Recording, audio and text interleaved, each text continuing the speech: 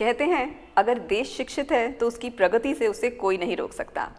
शिक्षा में ऐसे ही बहुत अच्छा कार्य कर रहे हैं जो आज हमारे बहुत ही खास शख्सियत हैं हमारे साथ। वो हैं डॉक्टर नंद किशोर गर्ग, जो चेयरमैन एंड फाउंडर हैं दिल्ली के top most society educational society के, Maharaja Agrasen technical education society के।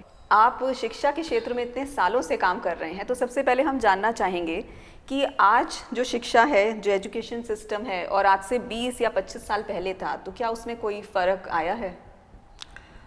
जो फ़र्क पहले 20-25 साल में आते थे, मुझे लगता है आजकल तो 5 साल में ही आ रहे हैं। शिक्षा से तो मैं दिल्ली विश्वविद्यालय से जब मास्टर इन साइंस केमिस्ट्री किया 72 में, उस दिन से ही जुड़ा हुआ हूँ, क्योंकि किसी न किसी विद्यालय के मैनेजर, चेयरमैन और लगातार पूरे देश में जो राष्ट्रीय स्वयंसेवक संघ के विचारों को लेकर चलने वाली संस्थाओं से जुड़ा रहा। जी। 1998 में हमने, जब इंद्रप्रस्थ विश्वविद्यालय में सरकार में था, यूनिवर्सिटी का जब एक्ट पास हुआ, तो उस समय ये चर्चा थी कि कॉलेज कौन बनाएगा, यूनिवर्सिटी बन जाएगी। तो उसी समय कुछ मित्रों ने तय किया कि दिल्ली में यदि डीडीए से जगह मिल जाएगी तो हम एक अच्छा कॉलेज, इंजीनियरिंग कॉलेज बनाएंगे। जी। तो 1998 में संस्था बनाई। 99 में हमने कॉलेज शुरू कर दिया, महाराजा अग्रसेन इंस्टीट्यूट ऑफ टेक्नोलॉजी, जो अब 24 साल पूरे करके आगे बढ़ेगा अपने सिल्वर जुबली के लिए। और आज हम कह सकते हैं कि देश में, दिल्ली में तो नंबर 1 है अनडिस्प्यूटेडली, देश में भी नॉन गवर्नमेंटल इंस्टीट्यूट या यूनिवर्सिटी में हम ऊपर के, जो नॉर्थ इंडिया में 3-4 लोगों में हम गिने जाते हैं। थापर है, बिट्स पिलानी है, तो उसके समकक्ष लोग हमें गिनते हैं। जबकि हम तो बहुत पब्लिसिटी से दूर रहकर शांति से काम करना पसंद करते हैं, परंतु हमारे यहाँ से जो स्टूडेंट्स पढ़ के निकल रहे हैं, वो देश ही नहीं विदेश में भी आज हज़ारों की संख्या में, अपना सॉफ्टवेयर इंडस्ट्री में तो शायद ही कोई ऐसी इंडस्ट्री हो, बड़ी से बड़ी और छोटी से छोटी, जहाँ हमारे विद्यार्थी काम ना कर रहे हैं। और इसका हमें सौभाग्यशाली समझते हैं कि हमने उनको जो संस्कार दिए, जो पढ़ाई उनकी कराई, आज वो देश का नाम रोशन कर रहे हैं। और ना केवल इंजीनियरिंग के फील्ड में, परंतु भारत की तीनों सेनाओं में भी हमने कमीशन्ड ऑफिसर इन्हीं इंजीनियर से भेजे हैं। फिर मास्टर बिजनेस एडमिनिस्ट्रेशन में भी आज कोई ऐसा बैंक होगा जो देश का, जहां हमारा एमबीए का विद्यार्थी जो ना गया हो। उसके बाद हमने मेम्स से शुरू किया, Maharaja Agrasen institute of management studies, जहाँ जर्नलिज्म में आज शायद ही कोई चैनल हो जहाँ आज हमारे लोग ना हों। फिल्म इंडस्ट्री में भी हैं, एडवर्टीजमेंट वर्ल्ड में भी हैं, और अब 5 साल पहले लॉ भी शुरू किया। तो आज बीबीए, बीकॉम, बीए, इकोनॉर्स, जर्नलिज्म, लगभग सारे ही सब्जेक्ट्स, एक कैंपस 10 एकड़ का, दिल्ली का सबसे बड़ा कैंपस है। और शायद स्टूडेंट्स भी दोनों को मिला के हम लगभग 7000 स्टूडेंट्स आज हमारे यहाँ ग्रेजुएट, पोस्ट ग्रेजुएट और अंडर ग्रेजुएट क्लासेस में हैं। इसके बाद 2013 में हमने इसी के अंतर्गत महाराजा अग्रसेन यूनिवर्सिटी हिमाचल में, जिसका उद्घाटन उस समय के राष्ट्रपति प्रणब मुखर्जी ने किया 2013 में, मई का मास में। और आज वो यूनिवर्सिटी भी हिमाचल की नंबर 1 यूनिवर्सिटी है और नेक एक्रेडिटेड है। तो हमारे यहाँ से पढ़ के लॉ में कई जजेस भी वहाँ से लग चुके हैं, पीएचडी कर रहे हैं लोग। और स्कूल में आज हम कह सकते हैं कि नर्सरी से लेकर पीएचडी की पढ़ाई एक सोसाइटी करा रही है, और उसके अंदर हम बहुत ही 10,000 से ज़्यादा स्टूडेंट्स हमारे यहाँ पढ़ रहे हैं। और लगभग 900 लोग हमारे पीएन से लेकर और डायरेक्टर तक हैं। सेवा करने के उद्देश्य से लगभग 200 परिवार हमारे ट्रस्ट से जुड़े हुए हैं ट्रस्टी के रूप में, और 1000 के आसपास ऐसे लोग हैं जो हमारे डोनर्स हैं या हमारे सहयोगी हैं। एक बड़ा परिवार है, और एक नॉन प्रॉफिट ऑर्गेनाइजेशन कहने के लिए नहीं है, इस रिकॉर्ड पर नहीं है, रियल शब्दों में जिसका उस भावना से हम जो काम करते हैं उसका प्रतिफल है आज की, आज एक सक्सेस स्टोरी हम गिन सकते हैं 24 साल में, परंतु मंजिलें अभी बहुत दूर हैं। बिल्कुल। तो काफ़ी लंबा सफ़र होता है 24 साल का, और इतनी अचीवमेंट्स सुन के वाकई अच्छा लग रहा है। और हर फील्ड में, हर क्षेत्र में महाराजा अग्रसेन सोसाइटी अपना काम कर रही है, अपना नाम कर रही है। तो सर, वैसे तो ऑलरेडी इतनी सफलता हासिल कर चुके हैं, पर फिर भी अगर हम जानना चाहें कि आज से 10 साल बाद आप कहाँ देखते हैं अपनी सोसाइटी को? नई राष्ट्रीय शिक्षा नीति जो देश के सरकार लेके आई है, मोदी जी, जिसके लिए 2020 में लाई थी, परंतु कोरोना के कारण जो लागू होने में थोड़ा विलंब हुआ, उससे बहुत बड़ा परिवर्तन इस देश में आने वाला है। श्री गणेश पिछले सप्ताह हो गया है, ऑस्ट्रेलिया के 2 बहुत बढ़िया यूनिवर्सिटी अहमदाबाद में वो अपना कैंपस शुरू कर रहे हैं। विश्व की श्रेष्ठतम यूनिवर्सिटी भारत में आएगी, क्योंकि एक ज़माना था जब हमारी यूनिवर्सिटी विश्व की श्रेष्ठतम थी। 6वीं, 7वीं, 8वीं शताब्दी तक हमारे यहाँ जो विश्वविद्यालय थे, नालंदा था, तक्षशिला था, विक्रमशिला था और अनेकों थे, जहाँ पूरे विश्व के लोग पढ़ने आते थे। परंतु इस देश पे आक्रमणकारी उन लोगों ने जो खुद पढ़े लिखे नहीं थे, जिनको किताब शायद देखी भी नहीं थी, उन्होंने वो सब तहस नहस करके लाइब्रेरी जलाई, और नालंदा की जलाने में तो बरसों लगे, जहाँ उस समय 55 देशों के लोग पढ़ते थे। वो फिर से रिक्रिएट होंगी। नई शिक्षा नीति में स्किल के ऊपर फिर से जोर दिया है, क्योंकि इस देश में अंग्रेज़ों ने तो केवल क्लर्क पैदा किए। मैकाले का उद्देश्य भी यही था, हमारी जो प्रतिभा थी, जो हमारा दिमाग था, उसको अवसर नहीं दिया खुलने का, और हाथों को जो स्किल थी हमारे गाँव के अंदर, वो धीरे धीरे समाप्त कर देगी। आज अच्छे नाई, अच्छे तरखान, अच्छे बढ़ई, अच्छे लोहे का काम करने वाले, जो स्टील भी बनाते थे, जो आज भी 1000 साल के बाद भी अशोक स्तंभ, मेहरौली लगा हुआ बिना जंग लगे हुए। हमारी जो शिल्प कला थी, हमारे जो कारीगरी थी, जो 1000 साल, 1500 साल पहले मंदिर बने थे, कितनी अच्छी क्राफ्टिंग, वो सारी समाप्त की गई। पहले इस्लाम के लोगों ने, फिर अंग्रेज़ों ने बड़ी कुटिलता से। फिर से उसका विकास हो, तो हम भी ये पाते हैं कि हमारा भी आने वाले 2-3 साल तक हम अच्छी विदेशी यूनिवर्सिटी से कोलैबोरेशन करेंगे। भारत का लगभग 3-4 लाख विद्यार्थी बाहर पढ़ रहा है, अमेरिका में, यूरोप में, ऑस्ट्रेलिया, न्यूजीलैंड। उन सब विद्यार्थियों को पढ़ाने वाले वहाँ अधिकांश आधे भारतीय हैं, पढ़ने वाले हमारे, और करोड़ों रुपए भारत का जा रहा है। और माँ बाप से दूर रहते हैं बच्चे, उनके संस्कार धीरे धीरे खत्म हो जाते हैं, और भारत से प्रेम हटता है उनका। तो उनको फिर से भारत में ही वो अवसर भी मिले, वो पढ़ाई भी मिले, उसके लिए सरकार जितना प्रयास कर रही है, हम भी उस प्रयास में सम्मिलित रहेंगे। और भारत में विश्व स्तर की रिसर्च के ऊपर भी काम हो, भारत की प्रतिभाओं को अवसर मिले। देश का दुर्भाग्य है कि देश की आज़ादी से पहले भारत को 2 नोबेल पुरस्कार मिले थे, एक साइंस में, एक साहित्य में, और आज़ादी के बाद हमें नहीं मिला एक भी। क्यों? इसका मतलब हमारे यहाँ जितने मिले भी भारतीयों को, बाहर जाकर रिसर्च की उन्होंने, बाहर में जाके, वो अमेरिका में जाकर या इंग्लैंड में जाके, तो उनको यहाँ अवसर नहीं मिले।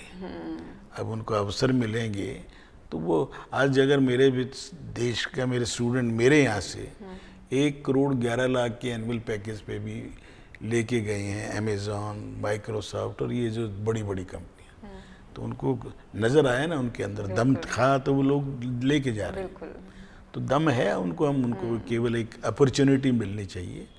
और नई एजुकेशन पॉलिसी में एमर्जिंग फील्ड में मोदी जी का बहुत जोर है, आर्टिफिशियल इंटेलिजेंस में, डाटा साइंस में, ये सब सब्जेक्ट हमने लास्ट ईयर शुरू कर दिए हैं, और उनका बहुत अच्छे रिजल्ट्स आएंगे।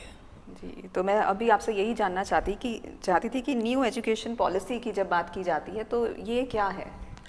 न्यू एजुकेशन पॉलिसी इस देश के जो आवश्यकता थी, हमारा जो इस देश का प्राचीन अपना ज्ञान था, जो परंपराएं थी। अब देखो, महाभारत और रामायण के आपने सीरियल लगभग सबने देखे होंगे, उसमें जो कुछ दिखता है वो फिक्शन नहीं है, हमें बता दिया कि वो एक स्टोरी है। स्टोरी नहीं है, वो रियलिटी थी। और क्या क्या चीज़ उस समय बनती थी, आज शायद उस ऊंचाइयों तक हम पहुंचने की कोशिश करेंगे। आज की जो मिसाइल्स हैं, एटॉमिक बम हैं, ये सारे नाम थोड़े थोड़े परिवर्तन हैं, परंतु ये सब चीज़ें थी। अंतरिक्ष के बारे में ज्ञान था, पृथ्वी गोल नहीं थोड़ी चपटी है, पृथ्वी सूर्य की ओर घूमती, ये हमने बताया था। बाकी लोगों को तो 400 साल पहले पता चला है। उनको गिनती नहीं आती थी, जिनका कैलेंडर परफेक्ट नहीं था 15-16वीं शताब्दी तक, 10 महीने का कैलेंडर था, पर तो आज की आपकी पीढ़ी को नहीं मालूम ये सब चीज़। दुर्भाग्य ये है कि आपको जो पढ़ाया गया, आपको तो ये पढ़ा दिया कि अकबर बाबर से लेके इतिहास खत्म, उसके बाद अंग्रेज आ गए। तो इस देश में जो 11वीं शताब्दी से इतिहास नहीं है, इस देश का इतिहास 197 करोड़ साल का है। जी। हमारी काल गणना कितनी परफेक्ट, सबसे बड़ी यूनिट और सबसे छोटी निमित्त। पलक झपकने में जितना समय लगता है वो 1 सेकंड का 300वां हिस्सा है। ये हमें परफेक्ट ज्ञान था, जो बाद में आज अपोलो में, नासा में सब चीज़ें प्रयोग हो रही हैं। बिल्कुल। तो इसलिए आज हम उस ऊंचाई पे 10 साल में पहुंचेंगे। इसकी जब न्यू एजुकेशन पॉलिसी पूरी तरह लागू हो जाएगी, 2 साल के बच्चे से 6 साल के बच्चे तक केवल उसको किताबें नहीं देंगे, सही। खेल खेल में जैसे घरों में सिखाते हैं। अब मैं देखता हूँ पंजाबी बाग क्लब, शाम को जाऊँ, छोटे बच्चों के घर में एक बच्चा है, वो उसको खिलाने के लिए कोई साथी नहीं है, तो दादा दादी या नौकर लेके वहाँ लेके आते हैं, और वो 500 रुपये रोज़ खर्च करते हैं 1 घंटा खिलाने के नाम। क्यों? रिश्ते ख़त्म हो जाएंगी नई पीढ़ी के। तो सही। मौसी कौन होती है उसे पता ही नहीं चलेगा, केवल अंकल आंटी रह जाएंगी। तो नई एजुकेशन पॉलिसी में बच्चे को 6 साल तक केवल खेल खेल में पढ़ेगा, हाँ। और 6 साल के बाद वो थोड़ा थोड़ा हाथ का काम सीखेगा, बिल्कुल, बिल्कुल। पहचान करेगा विश्व क्या है, मुझे क्या करना है। और 12वीं के आते आते उसका क्लियर होना चाहिए उसने क्या बनना है। हाँ। डॉक्टर के इंटरेस्ट है, साइंटिस्ट का है, साहित्य का है, बिल्कुल। पत्रकार का है, एक्टिंग का, जिसका जो शौक है उस हिसाब से उसको कॉलेज लेवल पे पढ़ाई है। तो ये बहुत सोच समझ के बनी है पॉलिसी, बहुत दिनों बाद बनी है, और एक पहली सी पॉलिसी है जिसका किसी ने क्रिटिसाइज नहीं किया। जी। बनाने वाले इस देश के सबसे बड़े वैज्ञानिक कस्तूरी रंजन के अध्यक्ष थे, और मेरे ख्याल 2.5-3 लाख लोगों का इसमें कंट्रीब्यूशन है, और सब ने सोच विचार करके कि मदर टंग जरूरी है। बिल्कुल। पढ़ाई के लिए इंग्लिश जरूरी है, परंतु मातृभाषा भी जरूरी है। बिल्कुल सही। और पहले 7-8 साल उसको अपनी माँ बोली भाषा आनी ही चाहिए, ताकि उसका ब्रेन खुल के काम कर सके। सही। तो हमें भी पूरी आशा है कि हमारे देश में एक बहुत बड़ा बदलाव एजुकेशन सिस्टम से और ये जो नई पॉलिसी है इससे आएगा, और देश उन्नति की तरफ बढ़ता नज़र आ रहा है। और आई होप कि फिर से नोबेल प्राइज़ हमारा देश जीते और हम फिर से टॉप पर पहुँचें। तो सर, अब हम आगे पूछना चाहेंगे कि Maharaja Agrasen business school PGDM course कोई इंट्रोड्यूस कर रहा है, तो इसके बारे में आप थोड़ा सा बताएं कि ये कोर्स में क्या होगा। अभी हमारे MBA है और दिल्ली का नंबर 1 है डिग्री कॉलेज में। यूनिवर्सिटी हमारी कोर्स का परिवर्तन उस स्पीड से नहीं करती जो विश्व में चीज़ें बदल रही हैं। जी। हर 6 महीने में परिवर्तन आ रहे हैं, तो वो कोर्स क्यूरिकुलम आपका 4-4 साल पुराना रह जाता है, उसके अंदर प्रैक्टिकल एक्सपीरियंसेस नहीं है। दूसरा, आज एक क्रेज है विदेशी एक्सपोजर बच्चे को, हर माँ बाप कहता है। तो PG डिप्लोमा इसलिए शुरू कर रहे हैं कि उसके अंदर हमें ये छूट रहेगी हमें क्या पढ़ाना है। तो मार्केट की डिमांड के हिसाब से क्या लोगों को चाहिए, जी। कैसा MBA चाहिए, उस प्रकार का कोर्स हम तुरंत उनके हिसाब से टेलर मेड बच्चा रेडी करके दें। उसके लिए उसका एक्सपोजर हो, उसको यूरोप, अमेरिका और बाकी देशों में भी 6 महीने घूम के आएगा, तो उसके अंदर थोड़ा छूट ज़्यादा रहेगी। जिस प्रकार IIM है, जिस प्रकार से देश के सर्वश्रेष्ठ IIMs हैं, उसी प्रकार का वो भी PG डिप्लोमास है। तो उसके पैटर्न है मन में करने का कि बढ़िया बिजनेस स्कूल, बिल्कुल बिल्कुल, जिसकी रेडी लोगों को लगेगा, और वो स्टार्टअप करें। जी। केवल नौकरी वाले नहीं, उनको हम ये ट्रेन करेंगे 1 तिहाई को कि वो अपना बिजनेस जो करते हैं माँ बाप, उसको कैसे इम्प्रूव करें और कैसे उसको इंडस्ट्रियल उसमें जाएं, प्रोडक्शन कैसे होनी चाहिए, वो सारी कोशिश है। उसके लिए बेस्ट ब्रेन हम हायर कर रहे हैं। सभी अप्रूवल उम्मीद करते हैं हमें अगस्त तक मिल जाएंगी, तो शुरू करेंगे 120 सीट से। अरे वाह, तो हमारी बहुत बहुत शुभकामनाएं हैं आपको कि आपका ये नया कोर्स एक बहुत अच्छा चेंज लेकर आए और जैसी ज़रूरत है हमारे देश में आगे आने वाले यूथ को, वो आप पूरा कर पाएँ। और इसके साथ सर हम ये जानना चाहेंगे कि जैसे देश का इंफ्रास्ट्रक्चर ज़रूरी होता है, ऐसे क्या कोई एजुकेशन का भी इंफ्रास्ट्रक्चर होता है या ज़रूरी है उसमें कुछ? दुर्भाग्य से इंफ्रास्ट्रक्चर का अर्थ केवल बिल्डिंग्स और लैब्स को हाँ नहीं जी, है। बिल्कुल। और मेरा मानना है कि जब तक उसके अंदर उसके जो समझ बढ़नी चाहिए, और इंफ्रास्ट्रक्चर बनाने वाले इंजीनियर और मैनेजर बनाने हैं हमने। जी, दुर्भाग्य से सब कंप्यूटर पढ़ना चाह रहे हैं। बिल्कुल। तो रेल कौन बनाएगा, सड़क कौन बनाएगा, भवन कौन बनाएगा, ब्रिजेस कौन बनाएगा, एयरपोर्ट कौन बनाएगा, सी पोर्ट कौन बनाएगा। जी, वो इस देश का दुर्भाग्य है कि बच्चों की उस ओर रुझान कम है और इजी लाइफ की तरफ है सबका। बिल्कुल। तो वो कंप्यूटर साइंस और वो तो पढ़ रहे हैं। तो हमने उस बच्चे को जीवन के अंदर मुश्किल काम करने के लिए तैयार करना। हाँ, गर्मी में खड़ा होकर सड़क बनवाना है तो उसके लिए विदेशों से लोग नहीं आएंगे, सही बात है। वो अपने ही देश में।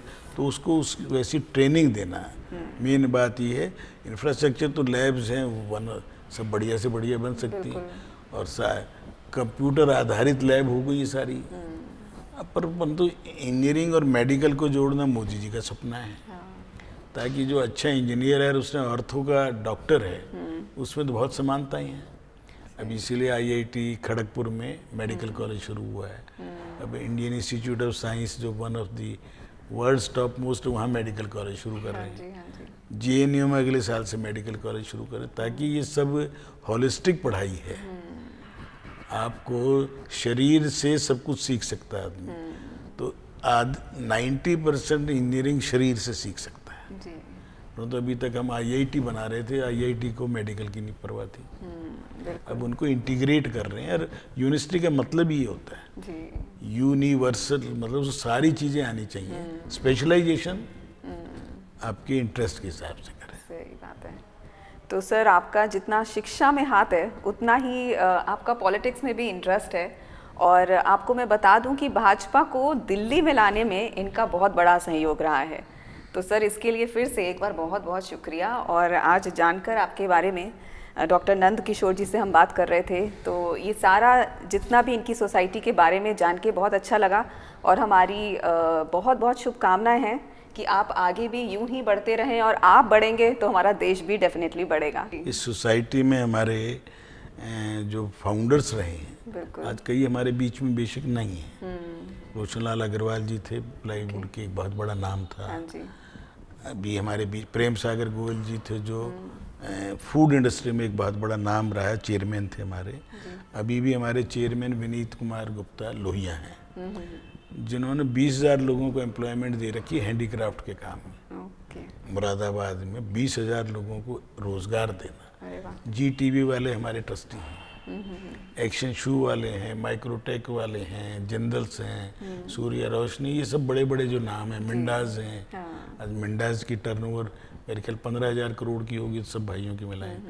ये सब हमारे फाउंडर ट्रस्टी भी, हमारे सहयोगी भी। और ये एक फैमिली ओन नहीं है, सही ना किसी 2-4 दोस्तों ने मिलकर कोई पार्टनरशिप फर्म है। बिल्कुल बिल्कुल। ये महाराजा अग्रसेन को अपना आदर्श मानने वाले उस समाज के लोग हैं जिसमें जाति कोई भी हो सकती है। हमारे यहाँ मागो भी है और भी हैं। हमारे यहाँ कोई बंधन नहीं। जो महाराजा अग्रसेन को अच्छा मानते हों, जो हमारे साथ जुड़े, नॉट फॉर प्रॉफिट ओनली, पर नाम के लिए तो सबकी इच्छा है। तो इसलिए हमने अपना नाम उनको भी मिलता है जो हमसे जुड़े हैं। जी जी जी। उनकी भी इज्जत बढ़ती है समाज सही में। बात है। और उनके अच्छे इंजीनियर्स और मैनेजर हम उनको भी दे रहे हैं बना के, उनके परिवार के लोगों को भी पढ़ा रहे हैं।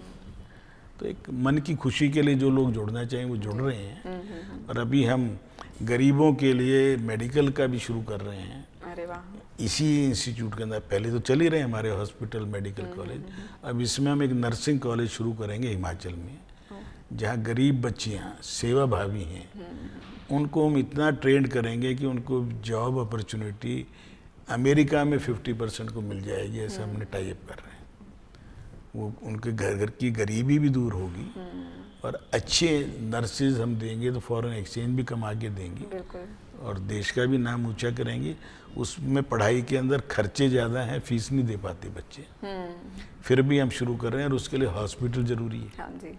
हॉस्पिटल 200 बेड का बनाए तो फिर 200 करोड़ का खर्चा है। जी। तो फिर समाज से मैं अपील भी करता हूँ कि हम 2023 में जब हम सिल्वर जुबली मनाने की ओर बढ़ेंगे तो उसमें भी हम वो शुरू करेंगे, और सब ट्रस्टियों से और देश की जनता से भी अपील है, खासतौर पे जो दानशील व्यक्ति हैं जी। वो इस कार्य में हमारे साथ और आगे जुड़े और अधिक सहयोग करें।